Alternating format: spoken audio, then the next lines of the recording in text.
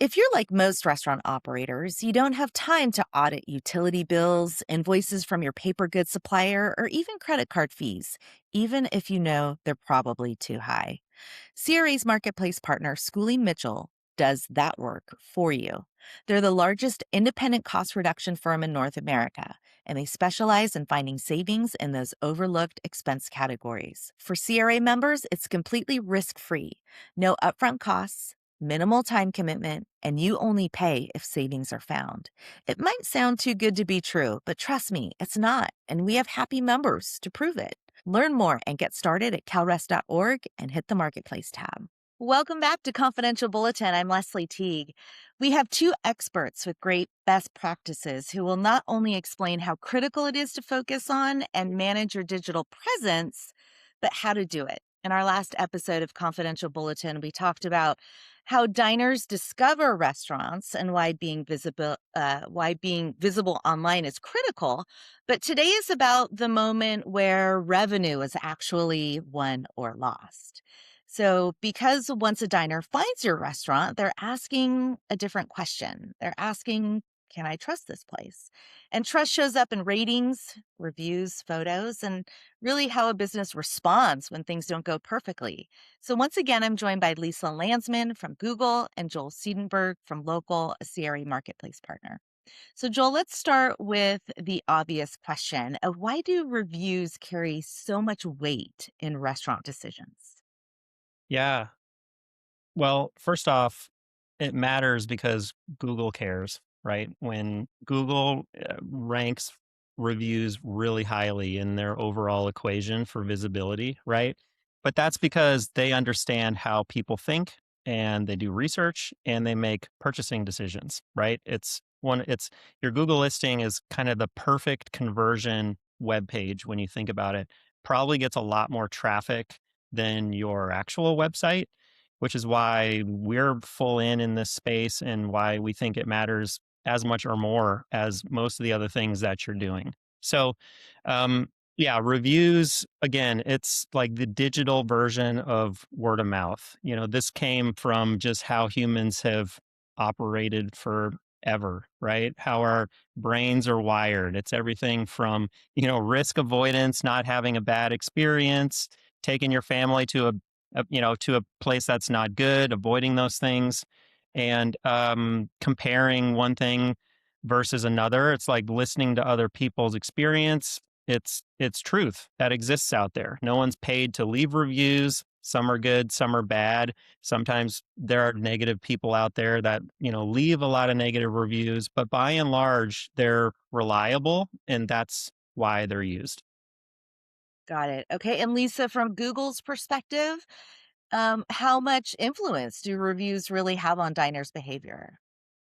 Significant influence. I mean, these can really make or break decisions. So it's not just the star rating, right? As a user, I know it matters. And I know Joel has talked about like, if a place has 4,000 reviews and is maybe a few, points lower than a place that has 20 reviews, right? I'm probably going to trust the place that all these people are going to.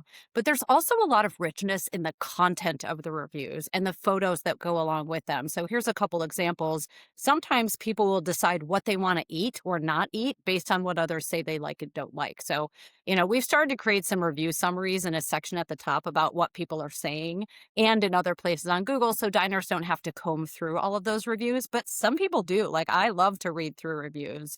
But you get excited about, oh, people really loved X, Y, and Z dishes, or like definitely do not order that. It's gross. And sometimes you can learn about secret menu items, service expectations, right? Sometimes there's some themes. And as a business, you can really pay attention to those themes and what can you do about them, right? If you're seeing there's like people talking about dirty bathrooms all the time, like maybe you need Sure. from an operations perspective to go do something about that. Or maybe one of your servers is named over and over. You want to reward them or not based on what the comments are. Another thing that, and I talked about this in our last episode, is this idea of vibe. How will I feel when I get there? Is it a lot of kids? Because sometimes people will talk about there were loud kids all around me, or it's a really romantic place. So you kind of get a feel for it in addition to the photos based on what people are saying. So lots of different ways that influence, but super strong influence on decisions. Okay. And that's Yeah. that's really important because to your point, they're not just looking for stars, but they're really reading the stories that go along with those reviews. So, Joel, what should operators know about asking for reviews, but asking for them in the right way?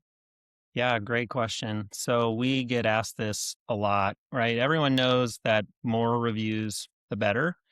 But that doesn't mean that you should just fire off review requests to everybody that comes through your door, right? I mean, our general recommendation, and this is most businesses out there, not just restaurants, but as part of the experience that your staff is, leading there at your restaurant, interacting with the visitors, the customers, is certainly part of that. And so, as simple as asking them how their meal was, how their time was with you, right, towards the end. It's things that servers and cashiers do naturally, but with a little more intention, you can gauge like where they're at. And if they're a good candidate to say, we're really happy that you had a great experience here today, you know, reviews mean everything to us. Would you mind taking 2 minutes and like filling this out? Right. Versus, sending a review link with the receipt that's emailed to everybody that comes through the door. So Yeah, it because takes a maybe little. they didn't have a great experience, right? Yeah, it happens, right? It happens, and we there are more people who have bad experiences that leave reviews versus people who have good experiences that leave reviews, right? We get more upset about having a negative experience, so it's more likely that those guys will leave a review. So you don't really need to prompt them to do that, which does create an opportunity for the restaurant to engage with those customers who didn't have a great experience. A lot of folks don't know that reviews can be amended. So if a negative review, and let's just say negative is 3 or less stars, like people are pretty picky. Like if you're not, 4 and above, that's a problem for you, both visibility, to humans and even how Google will rank you, right? If someone's searching for best anything near me and your reviews are below 4, it's unlikely that you're going to be shown up as an option, unless you're like right next door to them or something. But yeah, it does give for the opportunity to connect with folks when that does happen. But yeah, being selective about who you're sending those review requests to, it's part of just having a personal experience with customers, right? And we live in a digital age. We have these buzzwords of, scaling this and, automating that. But restaurant experiences are still very personal, human to human, and so treating people in that way, including requesting reviews, is the most effective way to do that. Okay. And Lisa, from your perspective, when restaurants respond to reviews, good or bad, it matters, right? Yes. I mean, you think about restaurants are pillars of their community, right? They're part of the local community. I think about when my son was playing baseball, it was all the restaurants that were sponsoring the teams and everybody over, for lunch after a game. But just in general, reputation management is really, really important. And we encourage businesses to respond to all reviews, positive or negative. Everyone's going to get negative reviews. It happens and it's okay. But a lot of it's about how you show up as a business operator that could actually make or break whether somebody chooses you. And so if somebody takes the time to give you feedback about your place, if they did this in person, are you just gonna, if they walked up to you and said, "Wow, I had such a great meal, thank you." Are you just gonna stand there and stare at them blankly? No, you're gonna respond. Same thing if somebody comes up, I really didn't like this. You're gonna, what can I do to make it better? Or I want to make sure that, you can come back and give us another try. Same thing happens digitally. So I want to make sure people think about that. Positive reviews are certainly easier. You can express your gratitude for the kind words, compliments, and many businesses do get nervous about negative reviews. So sometimes they either don't respond or there's folks that get defensive. There's actually a restaurant operator in my town has a hot dog shop, and somebody was like, "Yeah, the hot dog was tough," and he responded and basically said, "Yeah, take it up with Vienna beef. This isn't our Oh, problem." It's like, what? gosh. No. Right. And you'd think like, here's an opportunity on a silver platter to be like, "I'm sorry. you didn't have a great experience. Let's take this offline. We want you to give us another try, whatever it might be. So if you show up respectfully, acknowledge the issue, some people might be willing to try you again. And somebody who may not have wanted to choose you sees that, how you showed up, and they're like, you know Sure. what? That's really a respectable person, a stand-up owner, and I'm gonna go check it out. So think about people who are reading those reviews, both positive and negative. How you show up really, really matters. You are building this reputation, you're building a community. So something to think about on that. All right. And Joel, Another thing, sorry. okay, go One ahead. other thing, and I think Joel alluded to this, but I just want to make sure we cover it. We get asked a lot, and I think Joel probably does too, about AI automated replies for reviews. And I think it's okay. There's a lot of systems that do it well, but some that don't, and they don't sound human. So I think as long as you're thinking about, does it acknowledge the person as a person, right? Does it acknowledge the thing that they were talking about? Right? Does it feel like somebody wrote, are you thanking them from your own personal, like from Joel or from Leslie? Making it personal. I think it's okay to do it. It's just when it feels really cookie cutter, you don't want to. So apologies for interrupting, but I did want to make sure to cover that because we get asked that question a lot. Okay. Yeah, that's a great point, Lisa. And it just comes down to treating people like people. Yep. And, the goal for marketing, the goal for, digital listings, it's trying to put together the in life, real human to human experience that you offer in a digital snippet or a digital version of that. And like making those coalesce as good as best as possible is the ultimate goal, right? As part of telling your story.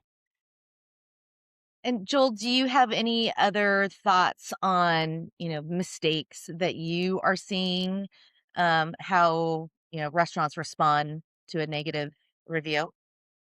Yeah, Lisa hit the main ones. Timing is important, right? At the end of the day, the majority of people just want to be heard.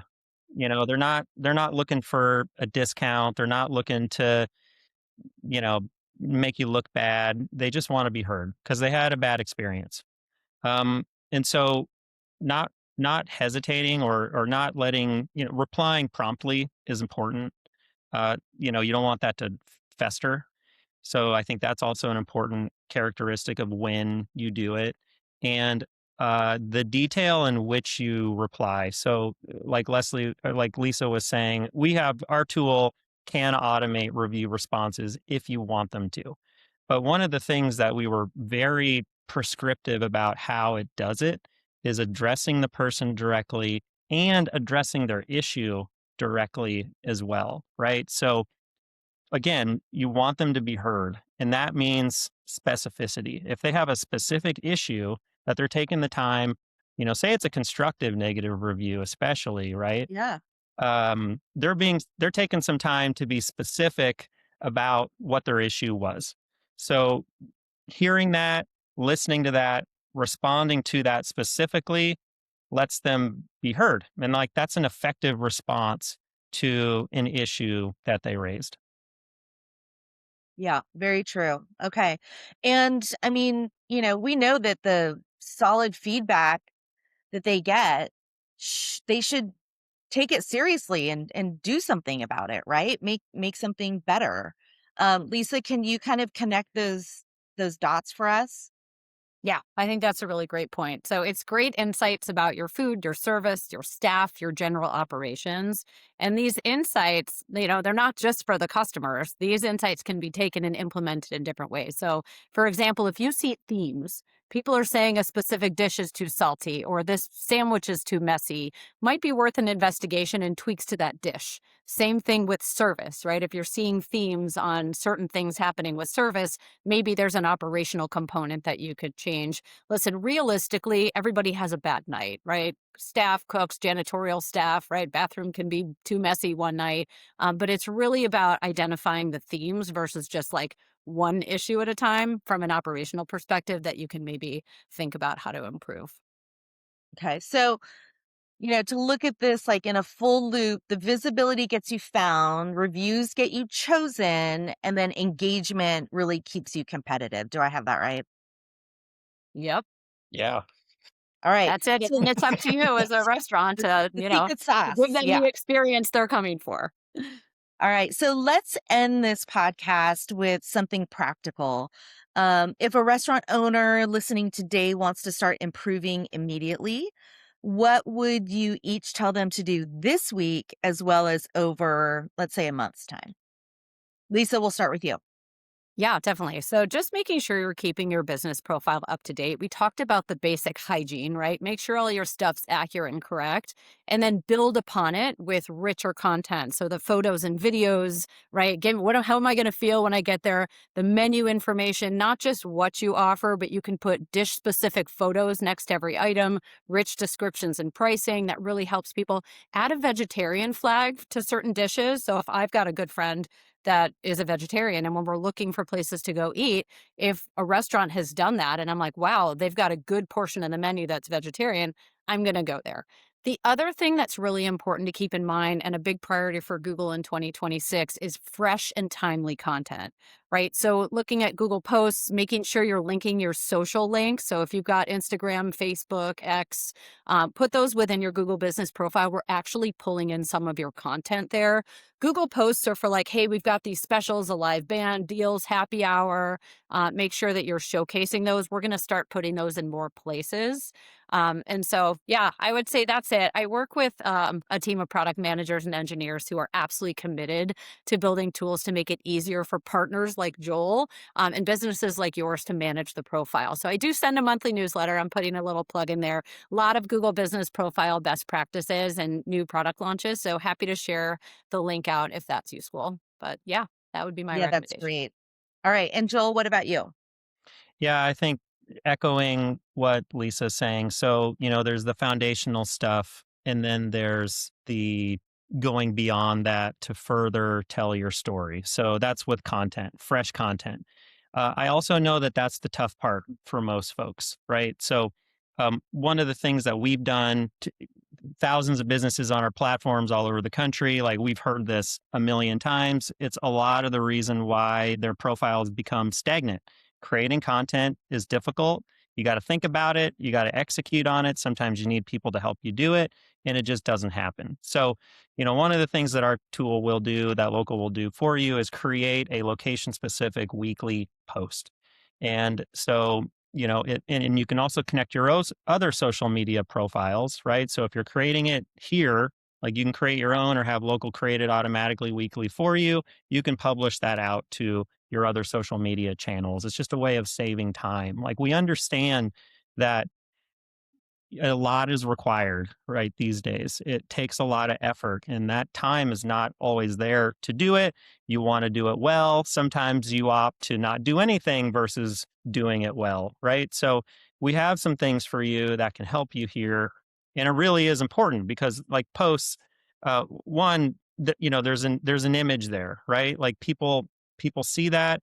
Google reads photos now, right? It knows what's in those photos, and there's a message that goes along with it. It's all indexed by Google. It helps with your SEO, not just people seeing them. So there's lots of potential value that you can unlock there.